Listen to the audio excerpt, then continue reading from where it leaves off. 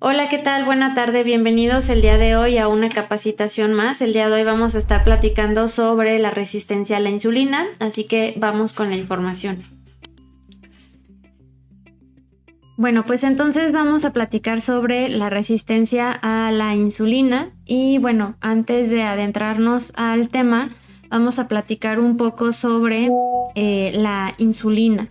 La insulina es una hormona que es producida por la glándula que tenemos aquí en la imagen, que es el páncreas, y la insulina pues cumple la función de utilizar la glucosa como fuente de energía, y esa glucosa pues es el sustrato que proviene justamente de la digestión, metabolización y finalmente pues de su utilización como combustible para poder realizar diferentes funciones en nuestro organismo. Y como lo mencionaba ahorita, la glucosa pues proviene de los alimentos que una persona consume, y el hígado también produce glucosa cuando pues no recibe justamente este sustrato del medio exterior, es decir que podemos obtener tanto glucosa de forma endógena a través del hígado y de forma exógena a partir de los alimentos, porque pues el organismo no puede frenar sus actividades si es que pues no tenemos justamente este sustrato. Y con actividades pues me refiero a funciones tan básicas como pues incluso el respirar. Cuando los niveles de glucosa en sangre aumentan, el páncreas libera insulina, y esta insulina pues teóricamente ayudaría a que la glucosa pueda adentrarse a las células.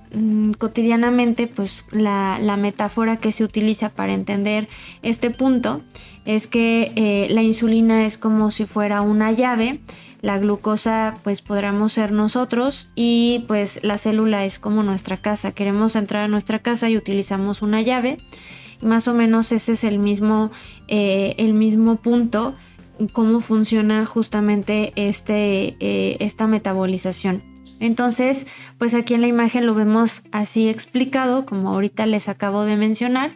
Y bueno, por un lado vemos cómo es que la insulina pues tiene un funcionamiento adecuado, porque pues permite que la glucosa, que son estos puntitos de color azul, puedan adentrarse a la célula y la célula lo pueda utilizar como combustible. En el caso de la resistencia, pues seguramente puede llegar a existir algún problema por el cual la insulina no está funcionando de la manera adecuada, y eso dificulta que la glucosa pueda entrar a la célula, y que pues muy probablemente la glucosa se mantenga en el torrente sanguíneo, en la sangre, pues nada más nadando, pero sin poder emplearse, sin poder utilizarse. Ahora bien, entonces, pues cuando hablamos justamente de la resistencia a la insulina, pues podemos platicar que hay un problema por el cual pues tanto las células de los músculos pues no y los músculos no pueden o no actúan respondiendo de forma correcta a la insulina, y pues esto dificulta su absorción en la sangre. Como resultado, pues el páncreas produce más insulina para ayudar a que la glucosa entre a las células, y pues aquí pues tenemos ya dos situaciones, que tenemos pues mucha glucosa en la sangre, pero también hay una pues producción excesiva de insulina con la finalidad de poder pues utilizar esa glucosa en las células, pero pues no es posible. Entonces, pues lo que puede llegar a originar es una prediabetes, y la prediabetes se origina cuando los niveles de glucosa en la sangre son mucho más altos que los rangos de normalidad. Y si se fijan aquí en el esquema,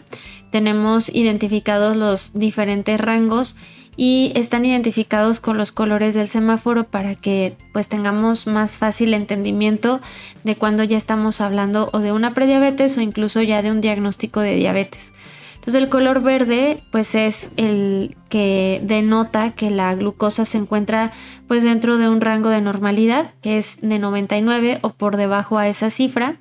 La prediabetes, que es un color amarillo, naranja, de 100 hasta 125, y la diabetes pues ya sería el color rojo, porque pues ya prácticamente tenemos el diagnóstico de la enfermedad y estaremos hablando de un valor de 126 o incluso por encima pues justamente de ello. Entonces, pues bueno, lo prudente sería justamente identificar esta cuestión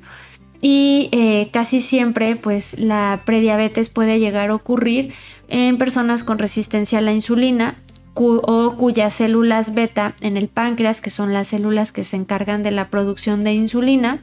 no la producen y pues eso genera que no se puedan mantener los rangos de glucosa dentro de la normalidad. También aquí en el esquema se alcanza a identificar pues esos mismos 3 escenarios. Hablamos de la normoglucemia, cuando tenemos pues niveles correctos de glucosa, la prediabetes y tenemos pues a la diabetes. Por fortuna la prediabetes es una cuestión, es una alteración correctible, es decir que eso podemos llegar a nuevamente modificarlo hasta que se encuentre dentro de los rangos de normalidad, pero la misma prediabetes puede llegar a ser la antecesora obviamente a la diabetes, por eso es que se llama así. Entonces, pues bueno, en el caso de prediabetes, el 22% de las personas la revierten, llegando pues a un estado de normalidad, y pues eso implica el que mantengamos también las cifras de la tensión arterial, que tengamos pues una buena salud cardiovascular y que también nuestra masa grasa pues se encuentre pues en óptimas porcentajes, en óptimos niveles, y que no nos esté hablando ya de un problema de sobrepeso u obesidad. Pero si en dado caso pues no se controla, no se atiende, pues esta prediabetes evoluciona hasta una diabetes, y casi siempre esta prediabetes que evoluciona a la diabetes está sobre todo relacionada a el tema de la obesidad que puede llegar a generarlo, y pues de ahí también puede ocurrir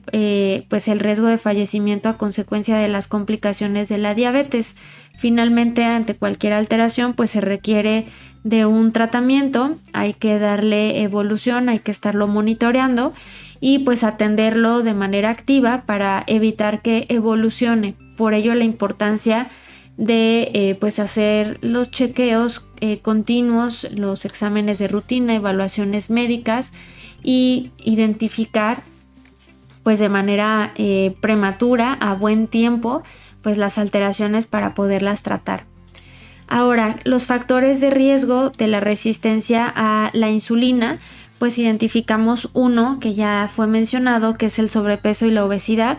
La edad también se relaciona a ello, sin embargo, pues a pesar de que es más frecuente en personas de 45 años o más, pues eso no exenta al resto de las edades, porque de la misma manera que se puede ver pues en esta edad, se puede ver incluso en la infancia o pues en la edad adulta joven.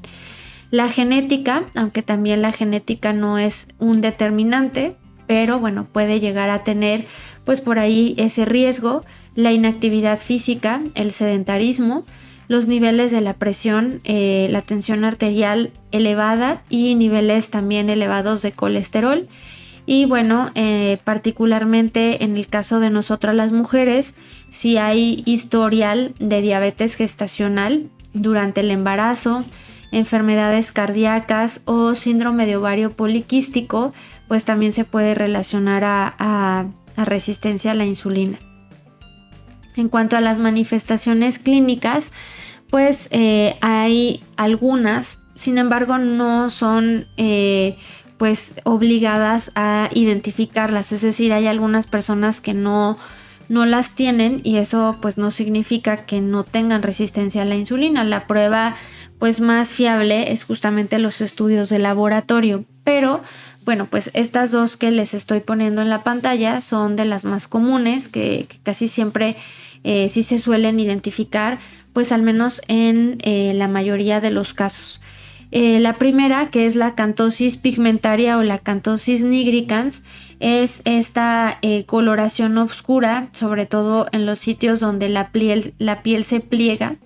y pues lo que origina es justamente que se identifique como una especie de pues suciedad, aunque pues no es suciedad, no es sudor, no es que la persona no se haya tallado al bañarse de manera correcta, sino que más bien esto está identificando y está justamente evidenciando el problema de que la insulina no está efectuando su función. Casi siempre los sitios en donde se puede llegar a identificar es principalmente en el cuello, en las axilas y en las ingles, son los sitios más marcados. Y bueno, esto ya prácticamente nos daría indicios a identificar que la persona pues tiene justamente esta alteración. Además de observarse este color, pues también la piel se ve como aterciopelada, gruesa, y pues es un signo bastante evidente y bastante común, y como les mencionaba, pues no solamente se puede llegar a identificar en la adultez, sino también en la infancia. Por otro lado está también otra de las condiciones que se pueden identificar pues a nivel ocular, que son estos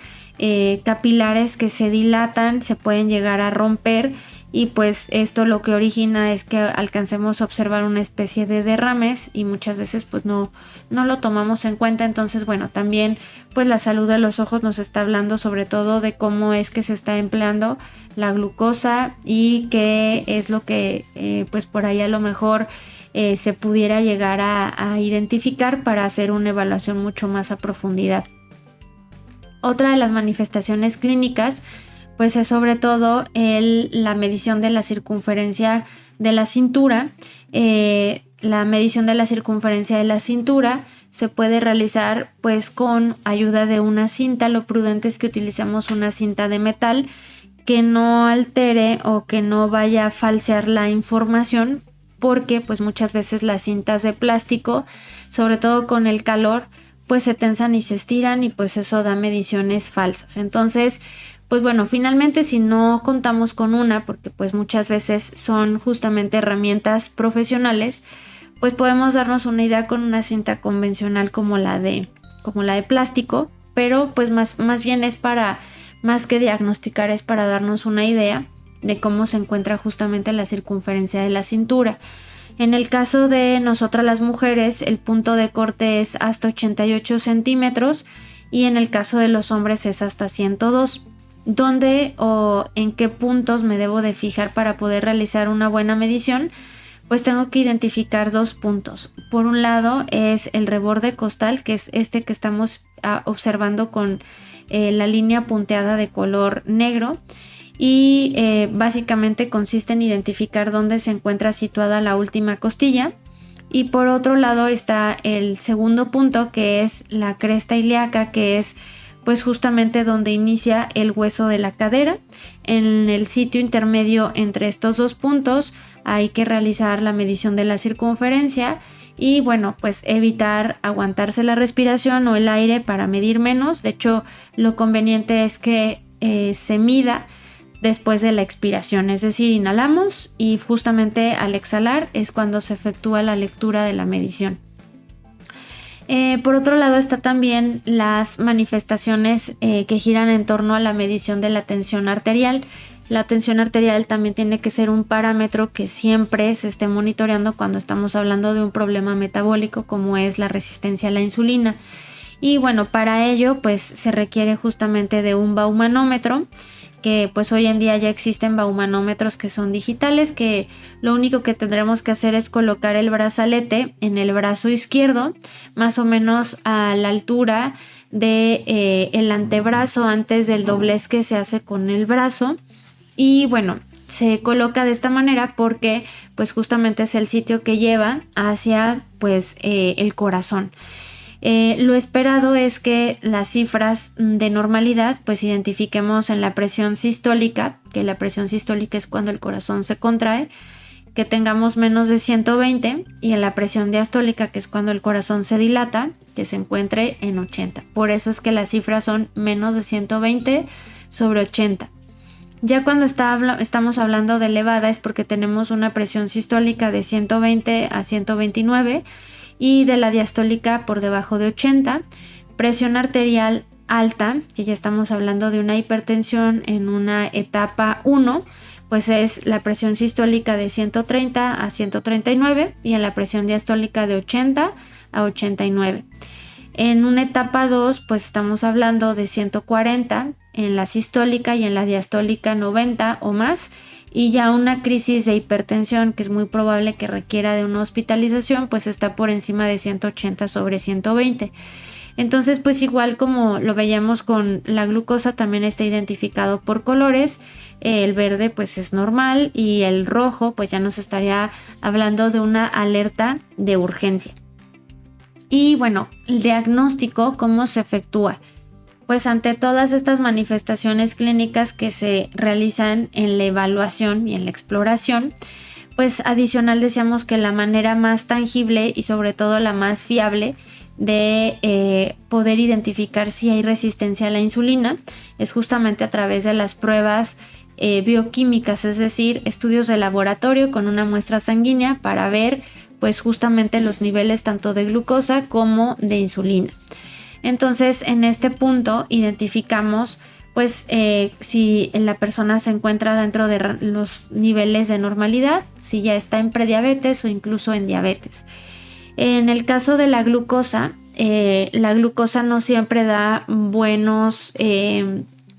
datos. No es muy confiable utilizarla, una glucosa casual o una glucosa ya que se tomó por un laboratorio, porque pues la glucosa es muy fácil de alterarla. Lo prudente sería utilizar el estudio que se llama la prueba de tolerancia oral a la glucosa, que es una curva, y esa curva lo que mide es pues de primer momento la glucosa en ayuno. Posteriormente se le da a la persona pues cierta cantidad de glucosa, que más o menos son 70 miligramos de glucosa en un vaso, y la persona lo tiene que beber y se vuelve a medir la glucosa a la media hora, a la hora y tras las 2 horas. Entonces, pues básicamente a las 2 horas tiene que encontrarse la glucosa en 140 hasta 199. Ya por encima de ese rango, pues estamos hablando de que pues se disparó todavía más y que probablemente pues el diagnóstico sea diabetes. Y otra prueba que también es viable utilizar es la hemoglobina glucosilada, que también se identifica así por su abreviatura, que es A1C, y esa debe de encontrarse para hablar de normalidad de 5.7 a 6.4, y por encima de ello pues ya estamos hablando justamente de pues alguno de los problemas, que sería prediabetes o diabetes, como está aquí pues en esta gráfica. Entonces pues bueno, estos estudios no solamente son importantes y obligatorios que se los haga una persona que ya vive con diabetes, sino que los estemos también monitoreando pues independientemente de que no vivamos con esa enfermedad, porque son estudios de control para saber cómo se encuentra mi salud metabólica. Entonces, en resumen, pues la resistencia a la insulina se deriva de aquellas personas en las cuales el páncreas, que dijimos que era la glándula que produce la insulina, pues sí la produce, sin embargo no la está utilizando de manera adecuada para que la glucosa pues pueda utilizarse como fuente de energía. Esa glucosa se encuentra nada más en el torrente sanguíneo y puede llegar a desencadenar la diabetes, o bien que también esa glucosa se almacene en forma de grasa en lugar de utilizarse como combustible inmediato. Y pues bueno, lo que casi siempre se identifica pues es como el sentimiento de fatiga, incluso de hambre, y casi siempre viene posterior a la ingesta de alimentos. Entonces pues habría que voltear a ver qué está pasando justamente con esta insulina. Y finalmente tenemos el tratamiento de Living Light, y tenemos estos 4 productos que nos pueden ayudar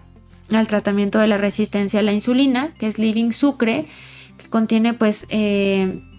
su formulación el nopal. El nopal es una verdura bastante buena porque es rica en fibra dietética, principalmente en fibra soluble,